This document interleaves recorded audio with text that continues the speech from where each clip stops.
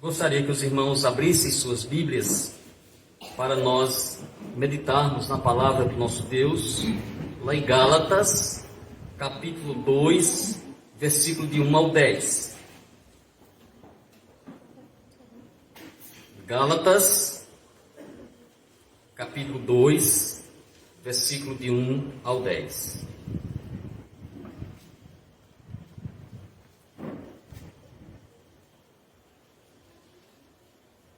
Diz assim a palavra do Senhor. 14 anos depois, subi outra vez a Jerusalém com Barnabé, levando também Tito. Subi em obediência a uma revelação e lhe expus o evangelho que prego entre os gentios, mas em particular aos que pareciam de maior influência, para que, de algum modo, não correr ou ter corrido em vão.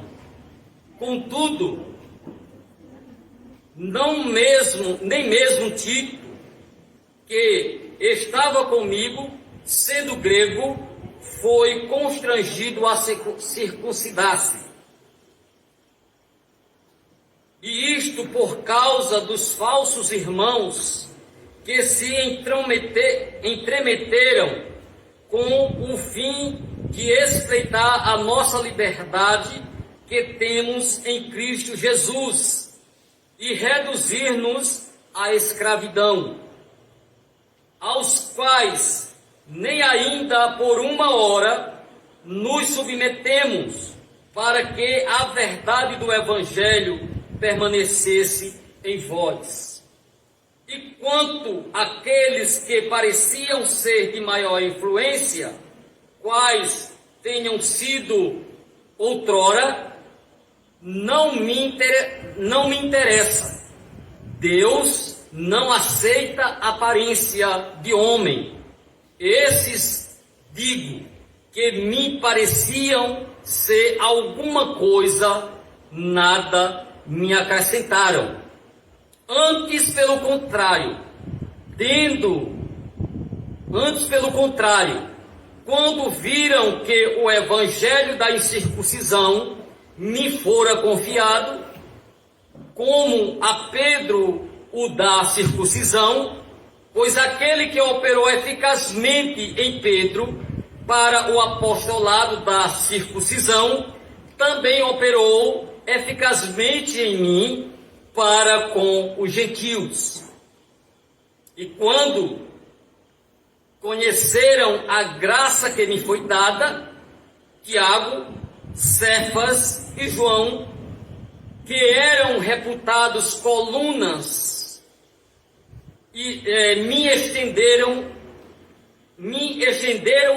a mim e a Barnabé a destra da comunhão, a fim de que nós fôssemos para os gentios e eles para os da circuncisão, recomendando-nos somente que nos lembrássemos dos pobres e que também me esforcei por fazer.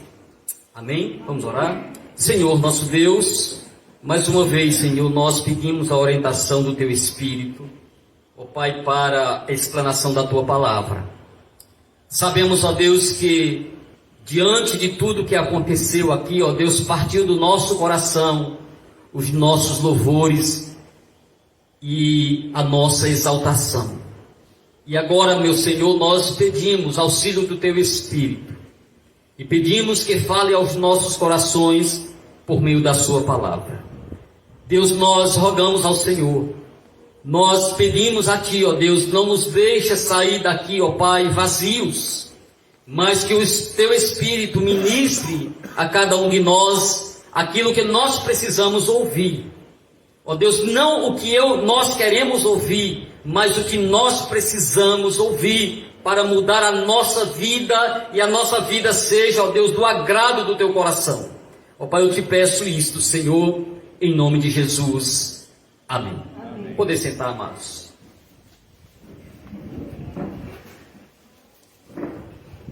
Queridos, domingo passado nós ministramos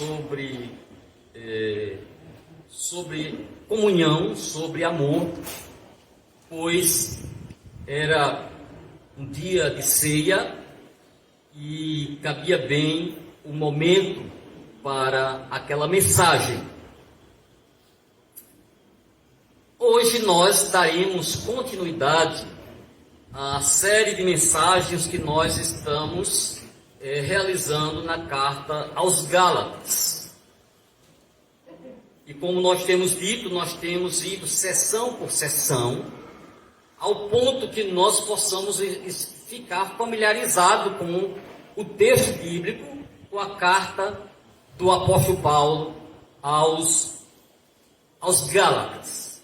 Então, meus irmãos, diante de tudo, diante daquilo que nós já expusemos, diante daquilo que nós já falamos, nós queremos reforçar aquilo que o apóstolo Paulo havia ou estava combatendo aos falsos ensinamentos.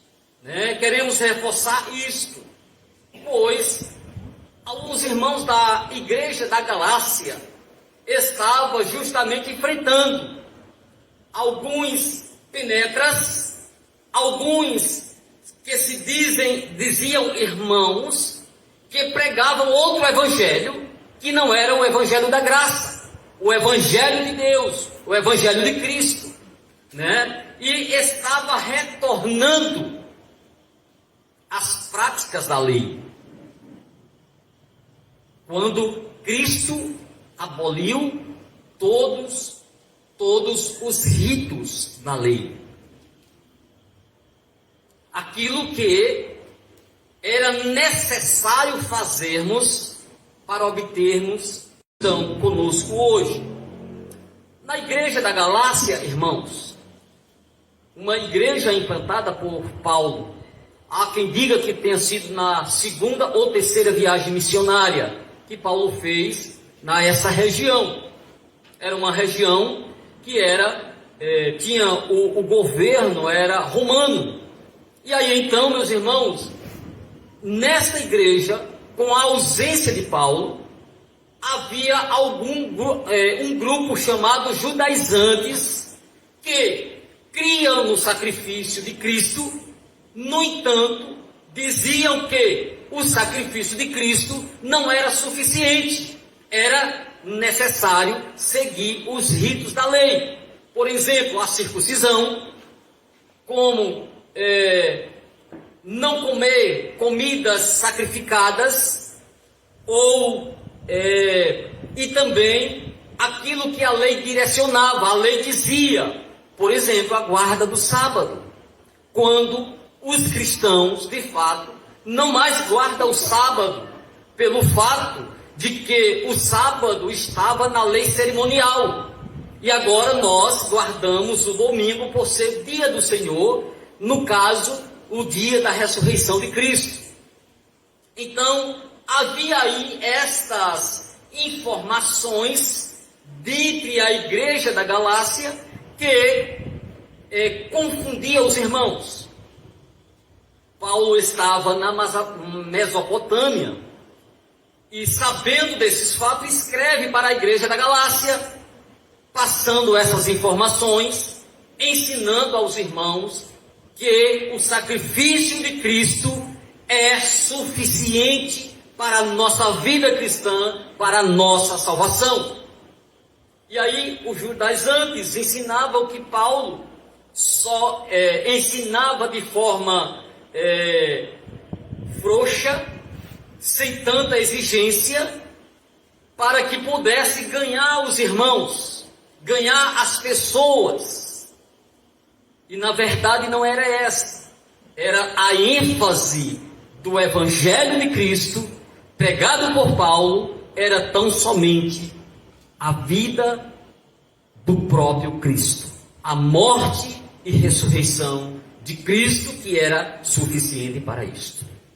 Então, meus irmãos, nesse texto que nós acabamos de ler, nós vemos agora o apóstolo Paulo falando do seu retorno até Jerusalém. A ocasião desse texto, aqui é um relatório, aqui é uma forma de contar os fatos para a igreja da Galácia, porque até então Paulo não estava lá na igreja, ele estava fora e escreve para esta igreja contando esses fatos.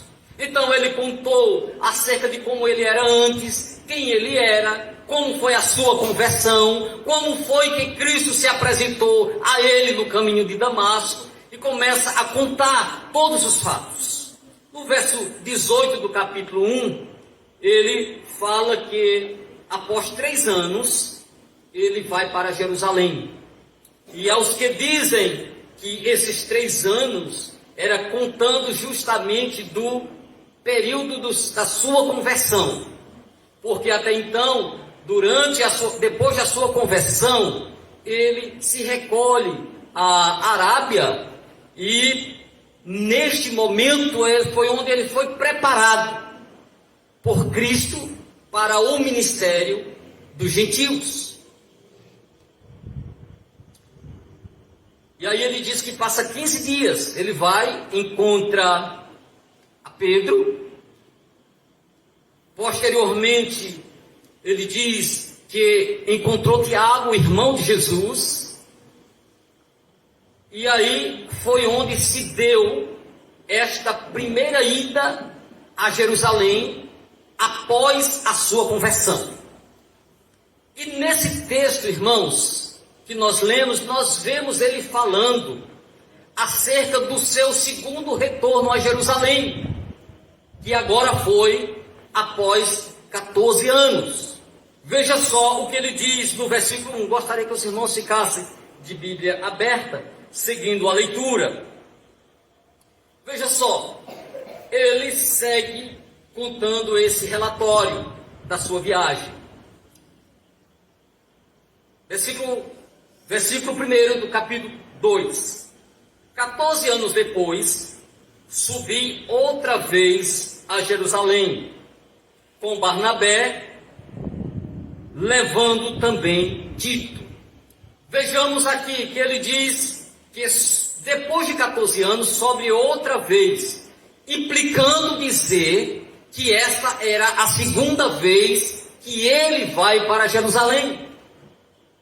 E certamente, irmãos, esta segunda vez que ele sobe para Jerusalém, após os 14 anos, ele sobe justamente na ocasião do Concílio de Jerusalém, que está lá em Atos capítulo 15. Então, quando ele sobe justamente porque havia uma espécie de confusão, uma espécie, irmãos, de dissensão entre os irmãos da Galácia e também de Jerusalém quanto à circuncisão. A circuncisão causou muitos problemas entre a igreja cristã em Jerusalém, como nós já dissemos, porque aqueles que se autodenominavam cristãos, alguns deles queriam seguir com os mesmos ritos, e isto era abominável. Por quê?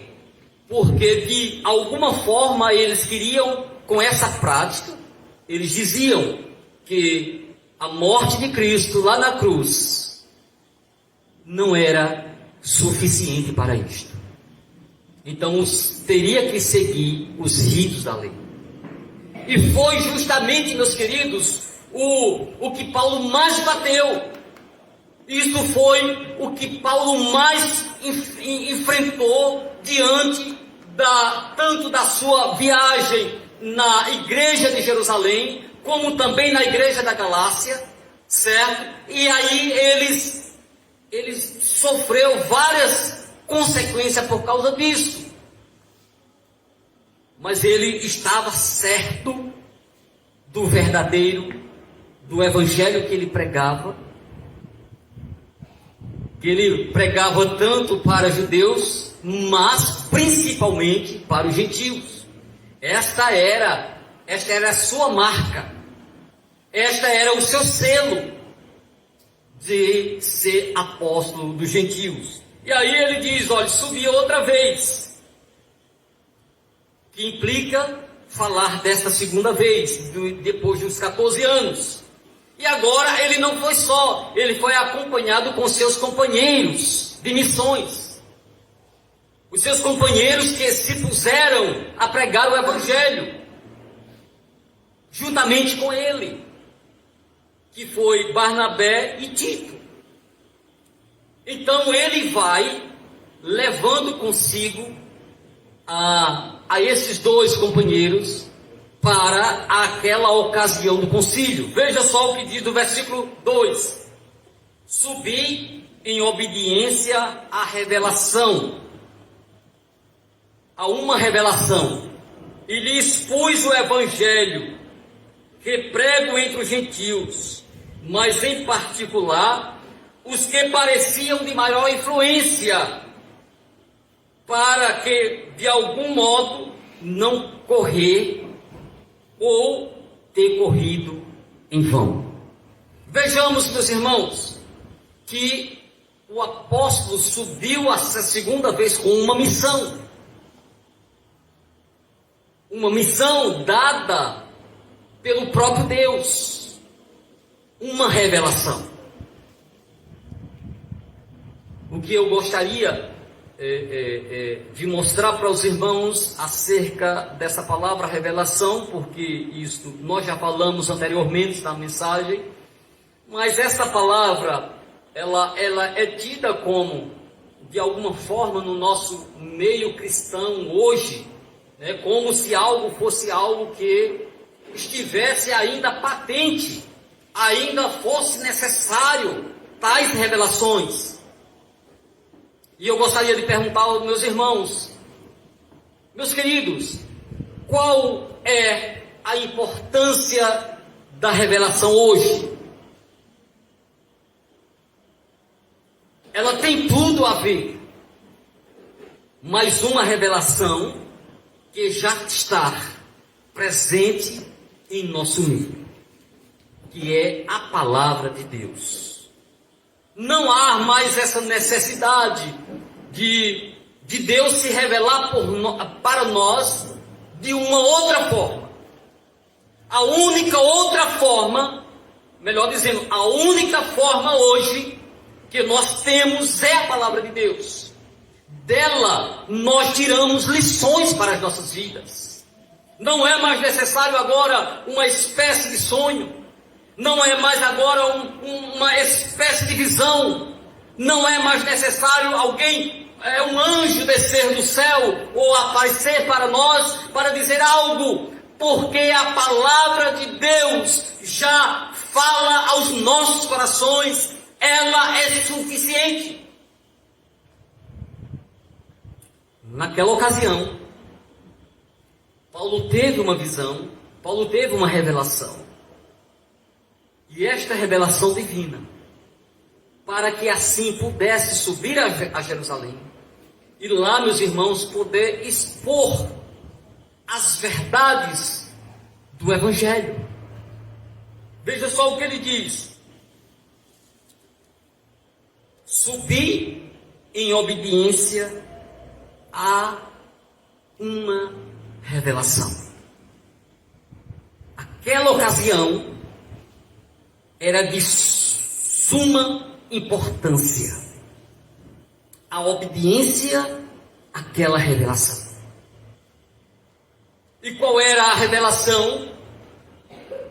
Justamente a infiltração, a penetração dessas doutrinas dentro da igreja. E aí, meus irmãos, no concílio de Jerusalém, foi onde houve o debate, mostrando que a igreja ali de Jerusalém estava também ensinando para os novos convertidos, os gentios que haviam se convertido, a prática da circuncisão. E Paulo insistia em dizer que não havia necessidade, porque a circuncisão era uma aliança que Deus fez com os judeus e não com os gentios. Cristo era a circuncisão. Cristo é a circuncisão, meus irmãos. Não mais necessário uma aliança, porque Cristo é a nossa aliança. Quando ele celebra a ceia, ele diz: esta é a nova aliança do meu sangue. Esta é a nova. Enquanto todas as outras alianças foi passivo de quebra, esta é inquebrável. Esta não mais pode quebrar, porque ela foi firmada na pessoa de Cristo. E era isto que Paulo combatia sempre. Sempre a eficiência, sempre a eficácia da morte e ressurreição de Cristo. Nós cantamos dizendo assim: sem Jesus salvação não há. Belas palavras de vida. Eu posso fazer todos os sacrifícios deste mundo. Eu posso fazer tudo que de fato eu posso até surrar o meu próprio corpo. Mas isto jamais fará com que eu obtenha a salvação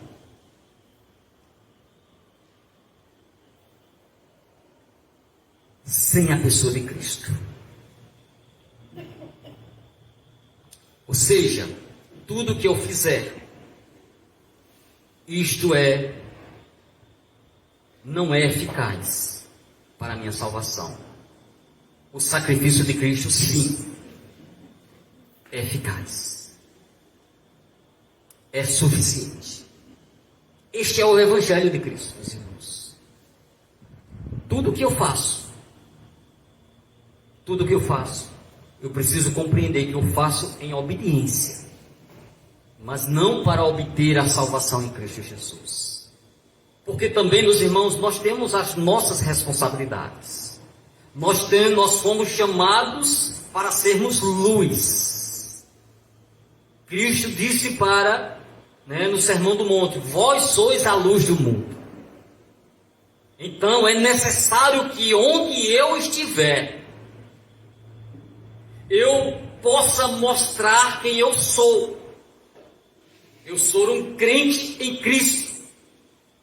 Isto nas minhas atitudes, no que se refere às minhas palavras, às minhas práticas. Eu não estou isento de não fazer isto, porque onde nós estivermos, a luz de Cristo tem que aparecer. Então, não é acharmos que o sacrifício de Cristo é suficiente. É suficiente. É sim. Indiscutivelmente é suficiente. Mas as marcas do Evangelho tem que carregar. Nós temos que carregar. Brilhar com a luz de Cristo, nós temos que brilhar. Caso contrário, meus irmãos, é quase que mostrar que não temos um novo nascimento.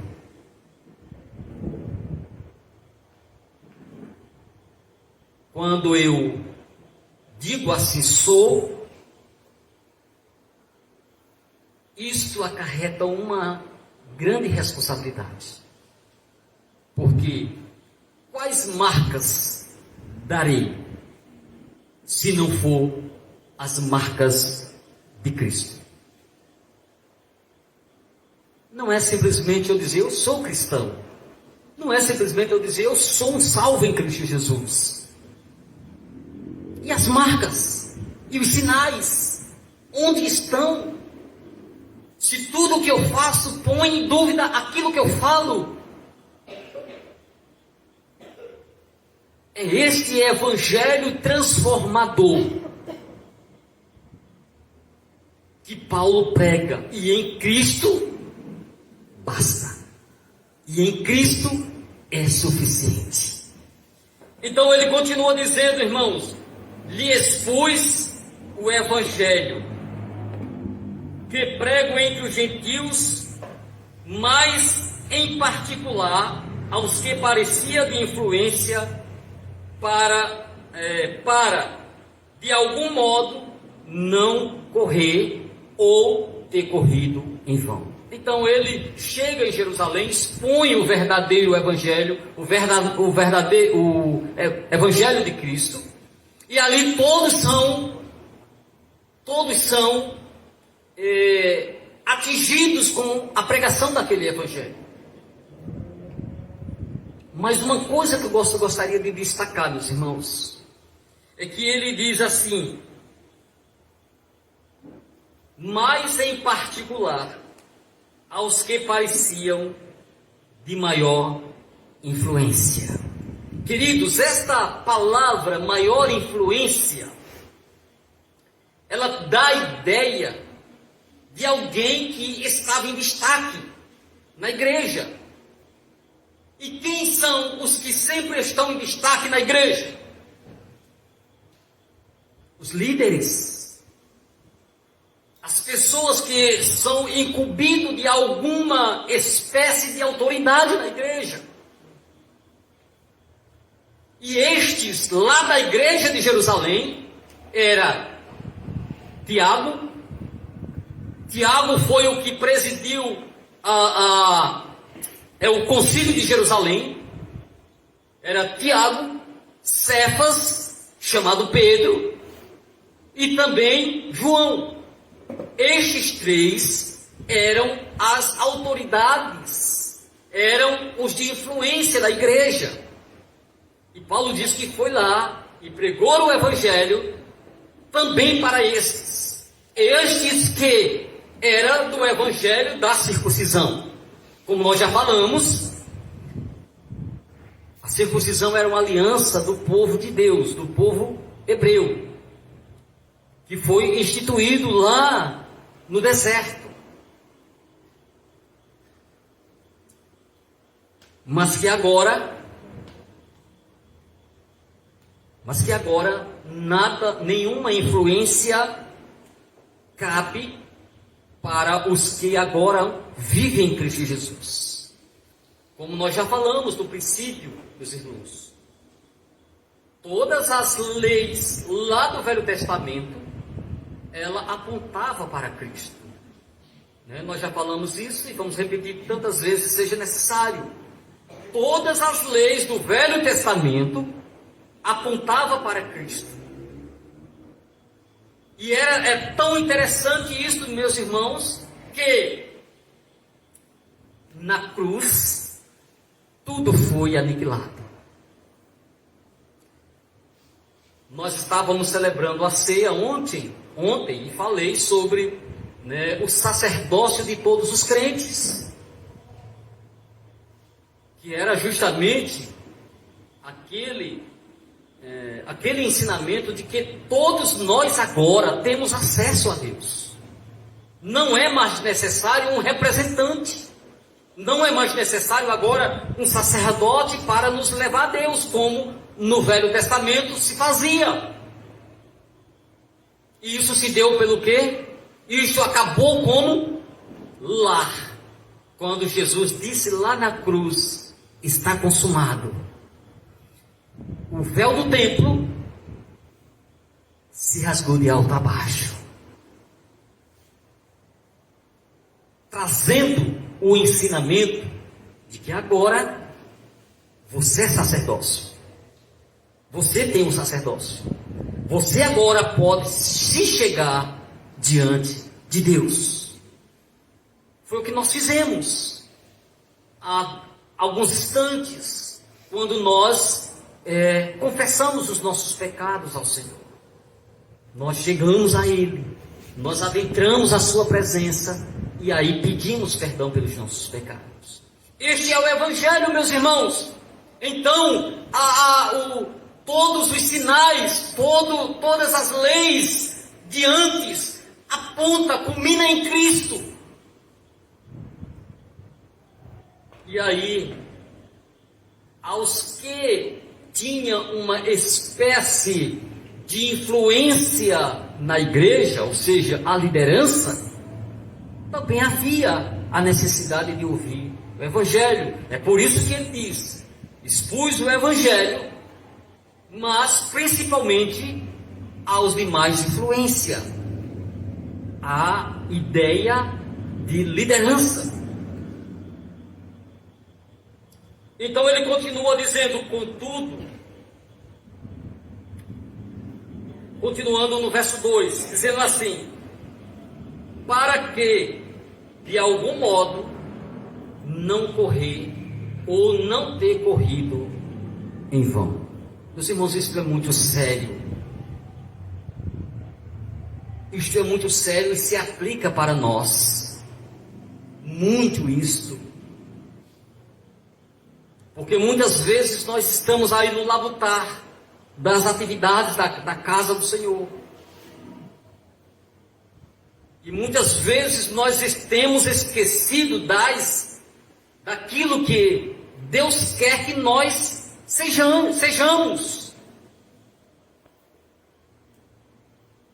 Nós precisamos ser crentes fiéis, irmãos. Crentes fiéis. É aquele crente fiel, o crente fiel, irmãos, é aquele que não precisa estar entre outros crentes para mostrar a sua fidelidade e o seu temor a Deus. Nos cantos mais remotos onde você estiver, entre ímpios, entre pessoas que não creem no Evangelho, não creem em Deus, ali é o momento de nós, eu e você, podermos mostrar quem nós somos. Então muitas vezes nós estamos preocupados aqui na casa do Senhor, mas lá fora nós temos outros tipos de atitude. E aí onde o apóstolo Paulo diz: para que não tenha corrido, melhor dizendo, para não correr ou ter corrido em vão. Esta expressão em vão, irmãos, significa justamente uma ação vazia, uma atitude vazia, ou seja, um esforço, uma diligência que resulta em nada. Então muitas vezes nós estamos aí, vivendo a pique, vivendo atitudes de muitas tarefas, de muitos feitos na casa do Senhor. Mas muitas vezes nós temos feito em vão, pelo fato de não obedecermos o que a palavra de Deus nos manda. Então muitas vezes nós estamos atarefados. É esta palavra que o apóstolo Paulo fala para aquela igreja. E fala para os líderes de influência. Que neles não deveriam correr em vão. É como se fosse um atleta que fosse correndo, sabendo já que iria perder. Estamos aí nas vésperas das eleições municipais. E vocês já perceberam que diante das pesquisas, o que fica no terceiro lugar, ele sempre está dizendo: eu vou ganhar. Já viu alguns dizendo: não, eu não vou ganhar? Já viram? Todos eles dizem: eu vou ganhar. O atleta, quando vai correr, ele precisa acreditar nele. Ele precisa saber que ele pode chegar lá e ser um dos primeiros, ou ser o primeiro. Mas certamente muitas vezes, irmãos, essas pessoas se deixam enganar por si mesmas. sem a capacidade de chegar lá, no entanto, dizem: eu vou ganhar. E é aqui justamente o que o apóstolo Paulo está dizendo: que correr em vão é como se estivesse sabendo, fosse um atleta que sabia que ia perder.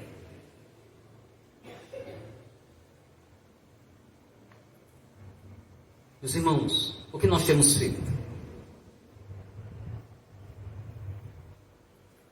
Será que aquilo que nós temos feito na casa do Senhor tem sido algo que tem agradado a Deus?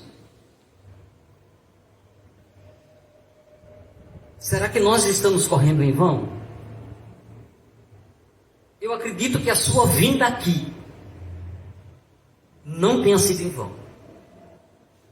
Quem sabe,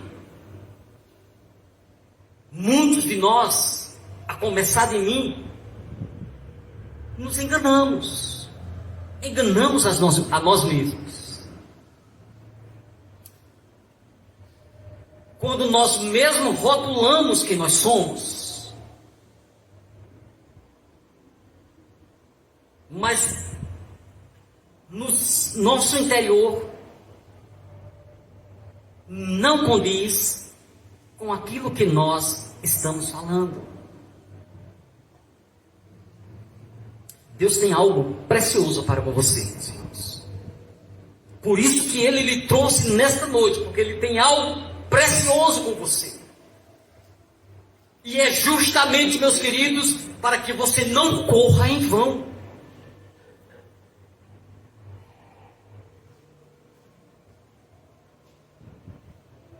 Certamente, a misericórdia de Deus é tão grande para conosco, que proporcionou para nós momentos de despertamento, momentos, meus irmãos, que de fato Deus quer falar aos nossos corações. E para aqueles que o Senhor tem uma aliança, Ele sempre desperta, Ele sempre chama para que ouça a sua palavra e aplique ao seu coração. Então Paulo estava dizendo: olha, após 14 anos, chego em Jerusalém, prego o Evangelho, exponho o Evangelho, e até mesmo os de influência ouvem o Evangelho, para que eles não corram em vão. Seguindo, meus irmãos, o texto que diz do versículo 3: contudo, nem mesmo Tito, que estava comigo, sendo grego, foi constrangido a circuncidar-se. Meus irmãos, isto se trata justamente uma espécie de fraqueza de consciência.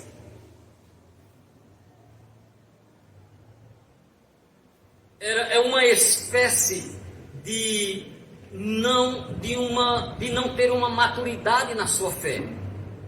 O que Paulo diz que Tito foi justamente constrangido, levado a circuncidar. Tito, irmãos, não era judeu, ele era grego, portanto era um gentio. E aí eles não tinham nenhuma obrigação de fazer o rito da lei, mas ele foi levado a fazer isto. O que Paulo põe, que com esta expressão ele põe que era uma fraqueza de mente, era justamente uma consciência fraca. E o Senhor Deus não nos chamou para ter consciência fraca. Alguns dizem, alguns, aqui nós temos um estudante de filosofia, E nós temos aí, a filosofia diz que o homem é do meio. Ou seja, o homem, ele faz aquilo que está dentro do seu contexto.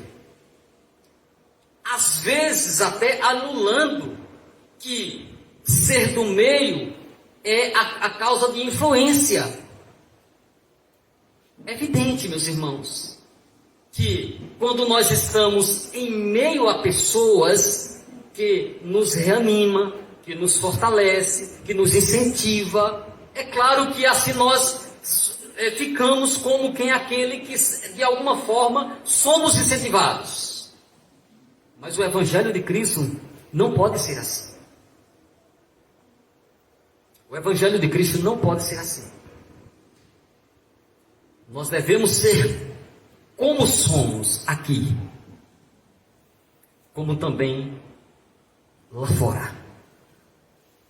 Tito teve chegando em Jerusalém, teve esta influência dos judeus para circuncidar-se. Os irmãos, certamente os irmãos sabem o que é circuncisão, mas eu falarei para aqueles que não sabem. A circuncisão, irmãos, era uma espécie de sinal que era feito no crepúsculo do homem, certo? Que foi justamente instituído por Deus, para que assim servisse como aliança, como um selo. E aí Tito fez isto. E Paulo aqui mostra que ele foi constrangido, foi levado a isto. Justamente no versículo 3. E o versículo 4 diz assim: e isto por causa dos falsos irmãos. Os irmãos estão acompanhando aí na Bíblia?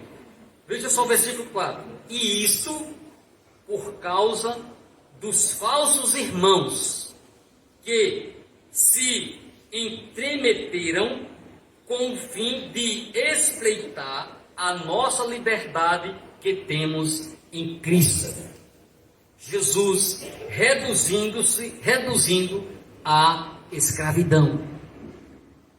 Vejamos que a influência que Tito teve foi uma influência de alguém que não era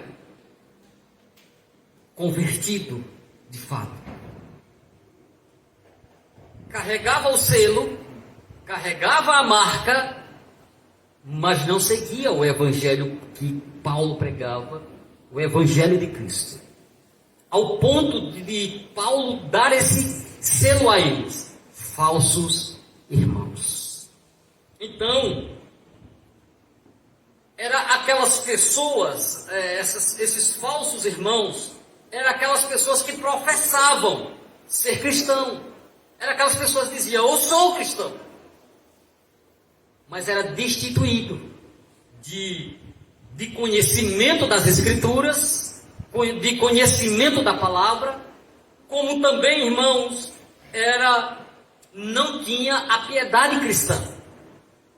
Então, eram aqueles que traziam para si uma marca, mas que nada tinha. Que sorrateiramente, eles entraram na igreja para desvirtuar, para causar confusão, para tirar do foco a igreja do Senhor Jesus. E estes o fazia porque não tinha as marcas, e não tinha a mente de Cristo. E Tito foi levado a isto, a fazer este sinal, tão somente por ter a mente fraca, ou uma personalidade fraca. Meus irmãos, se aplicar para nós hoje, Nós somos a cada momento bombardeados pelas doutrinas que nós ouvimos em televisões, na rede de televisão, nos rádios, e internet principalmente, onde nós vemos um evangelho que não edifica, um evangelho que não nos leva a ter uma vida de consagração a Deus, mas somente em coisas visíveis, conquistas e conquistas. E aí então, a igreja hoje deixa-se influenciar por coisas desse tipo. Precisamos, meus irmãos, de fato nos preocuparmos nisto. Precisamos de fato, meus irmãos, sermos crentes em Cristo, independente das coisas visíveis, das coisas que podemos conquistar. Independente disto, nós precisamos tão somente estarmos voltados para o sacrifício de Cristo. Este sempre será o motivo das nossas vidas, na igreja e onde nós estivermos. Quem sabe, uma coceira no ouvido, esta palavra está causando, mas é necessário ouvirmos isto. Cada um de nós somos indesculpáveis se nós não praticarmos isto. Saiba que o temor a Deus é o princípio da sabedoria. O temor a Deus, diz Salomão em Provérbios, é o princípio da sabedoria. E sabe o que é temor, meus irmãos? Não é temer, como alguns assim dizem, mas é você ter reverência para com Deus, para com as coisas de Deus, para com a palavra de Deus, para aquilo que um dia você aceitou como instrumento para a sua salvação. Então, não podemos, meus amados, de forma alguma, deixarmos ser influenciados por falsos irmãos, falso evangelho, né? Aqueles que tentam tirar você do foco. Qual é o teu foco? Este foco que você está deve continuar. Porque certamente, enfrentaremos situações que agora você vai poder lembrar da palavra, da mensagem que foi anunciada para você. Então, que nós, meus irmãos, possamos aplicar em nossas vidas. Não saia daqui. Não vamos sair daqui como quem nada ouvimos. Que ao sentar, ao levantar, ao caminhar, possamos estar trazendo à nossa mente, dizendo: eu preciso ser um crente fiel. Mesmo que muitos não olhem para mim, mesmo que muitos não estejam olhando para as minhas atitudes, mas a minha consciência, como escrava de Cristo, nós não podemos ser escravos do pecado, nós não podemos ser escravos do nosso próprio eu, nós precisamos sermos escravos de Cristo. Escravo de Cristo é fazer aquilo que Cristo manda. E o que Cristo manda?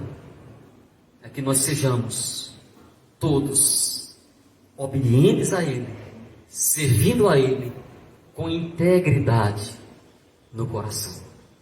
Meus irmãos, você pensa que é fácil dizer isso para você?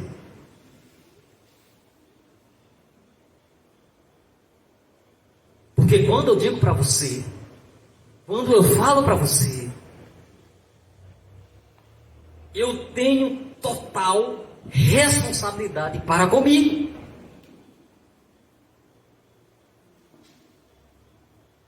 Nós não podemos ser aqueles que diz, faça o que eu mando e não faça o que eu faço. Muitos de nós estamos assim, irmãos. Muitos de nós estamos assim, mandando fazer, mas nós mesmos não estamos fazendo. Isto é reprovável diante de Deus. Isto é enganoso. Nós precisamos ser conforme nós dizemos ser. Que Deus, meus irmãos, nos ajude a isto. Ser é fácil? Não é. Mas precisamos ser.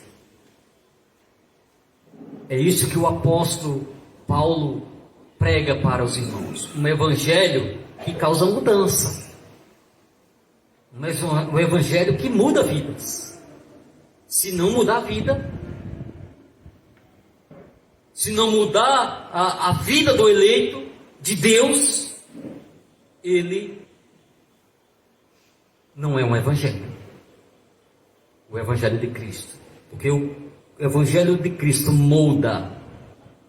Assim como